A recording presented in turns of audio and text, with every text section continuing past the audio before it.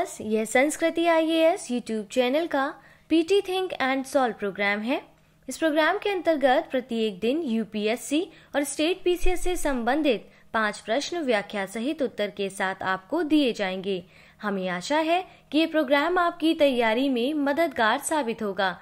तो चलिए शुरू करते हैं आज के अपने प्रश्नों की श्रृंखला को। राष्ट्रीय स्टार्टअप सलाहकार परिषद के संदर्भ में निम्नलिखित कथनों पर विचार कीजिए। पहला, इसका गठन उद्योग एवं आंतरिक व्यापार संवर्धन विभाग द्वारा किया गया है। दूसरा, इसके गैर आधिकारिक सदस्यों का कार्यकाल 5 वर्ष या अगले आदेश तक जो भी पहले हो तक होगा। तीसरा, इसके गैर आधिकारिक सदस्यों को केंद्र सरकार द्वारा नामित किया जाता है।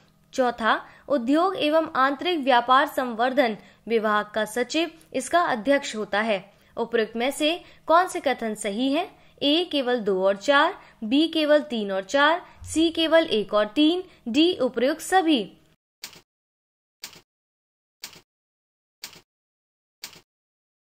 इसका सही उत्तर होगा ऑप्शन सी। हाल ही में भारत सरकार ने राष्ट्रीय स्टार्टअप सलाहकार परिषद में 28 गैर आधिकारिक सदस्यों को नामित किया है, जिसमें वाइजू के सीईओ, ओला के सह संस्थापक, कलारी कैपिटल के प्रबंध निदेशक तथा सॉफ्ट बैंड इंडिया के प्रमुख शामिल हैं। विदित है कि उद्योग एवं आंतरिक व्यापार संवर्धन विभाग ने 21 जनवरी 2020 को देश में नवाचार और स्टार्टअप के पोषण के लिए मजबूत पारिस्थितिकी तंत्र का निर्माण करने हेतु सरकार को आवश्यक उपायों पर सलाह देने के लिए परिषद का गठन किया था। इस परिषद के गैर आधिकारिक सदस्यों का कार्यकाल 2 वर्ष या अगले आदेश तक जो भी पहले हो तक होगा।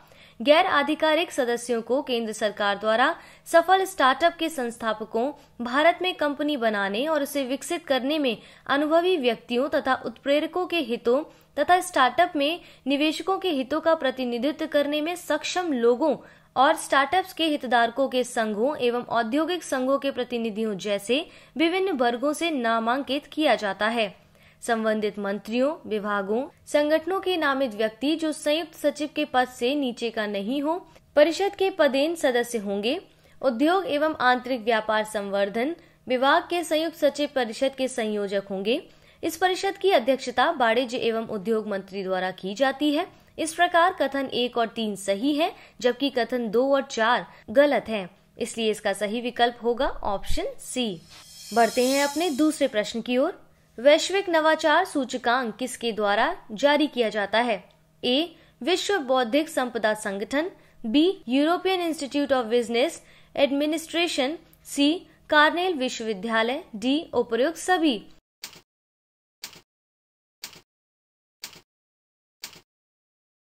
इसका सही उत्तर है ऑप्शन डी। वैश्विक नवाचार सूचकांक का प्रकाशन प्रतिवर्ष विश्व बौद्धिक संपदा संगठन, European Institute of Business administration एवं कॉर्नेल विश्वविद्यालय द्वारा संयुक्त रूप से किया जाता है। वर्ष 2007 में वैश्विक नवाचार सूचकांक का पहला संस्करण प्रकाशित किया गया था। ध्यातव्य है कि भारत नवाचार सूचकांक नीति आयोग द्वारा इंस्टीट्यूट फॉर कॉम्पिटिटिवनेस के सहयोग से जारी किया जाता है। इस प्रकार विकल्प डी इसका सही उत्तर होगा।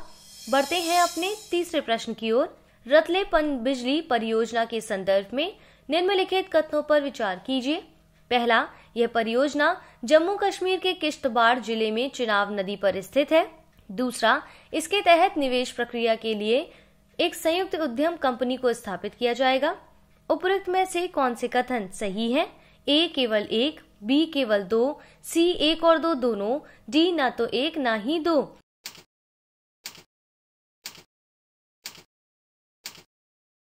इसका सही उत्तर है ऑप्शन सी। हाल ही में केंद्रीय मंत्रिमंडल ने 850 मेगावाट की रतले पनबिजली परियोजना के लिए 5281.94 करोड़ रुपए के निवेश की मंजूरी दी है। यह परियोजना जम्मू कश्मीर के किश्तवाड़ जिले में चिनाब नदी पर स्थित है। राष्ट्रीय जल विद्युत निगम व जम्मू कश्मीर राज्य विद्युत विकास निगम लिमिटेड की क्रमशः 51% और 49% हिस्सेदारी से एक नई संयुक्त उद्यम कंपनी को स्थापित किया गया है, जिसके माध्यम से निवेश प्रक्रिया को क्रियान्वित किया जाएगा। इस परियोजना को 60 माह की अवधि के भीतर चालू किया जाएगा।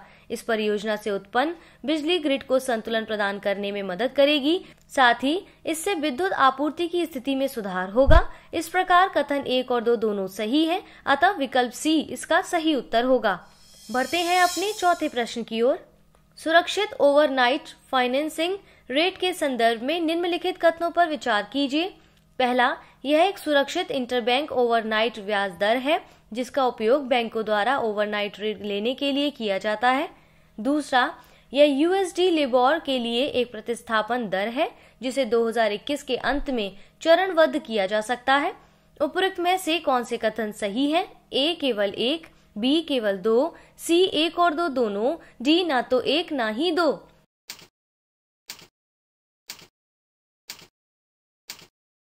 इसका सही उत्तर है ऑप्शन सी। हाल ही में भारतीय स्टेट बैंक ने सुरक्षित ओवरनाइट फाइनेंसिंग रेट से जुड़े मूल्य निर्धारण के साथ 2 अंतर bank short term money market सौदों को निष्पादित किया है। SOFR एक सुरक्षित इंटरबैंक ओवरनाइट ब्याज दर है जिसका उपयोग बैंकों द्वारा ओवरनाइट ऋण लेने के लिए किया जाता है। यह यूएसडी लिबोर के लिए प्रतिस्थापन दर है जिसे वर्ष 2021 के अंत में चरणबद्ध किया जा सकता है। इस प्रकार कथन 1 और 2 दोनों सही हैं, इसलिए इसका सही उत्तर होगा ऑप्शन सी। देखते हैं आज के अपने अंतिम प्रश्न को। रिसा, रिकुटू और रिग्नाई किस राज्य से संबंधित शब्द हैं? ए मणिपुर, बी नागालैंड, सी त्रिपुरा, डी असम।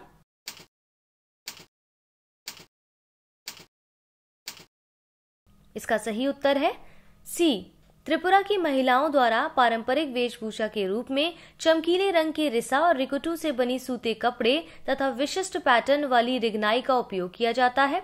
रिसा हाथ से बुना गया कपड़ा होता है जिसका उपयोग सर पर बांधने, स्टॉल महिलाओं द्वारा पहने जाने वाले ऊपरी वस्त्रों के रूप में किया जाता है। यह वस्त्र किसी प्रतिष्ठित व्यक्ति को सम्मानित करने के लिए भी प्रदान किया जाता है।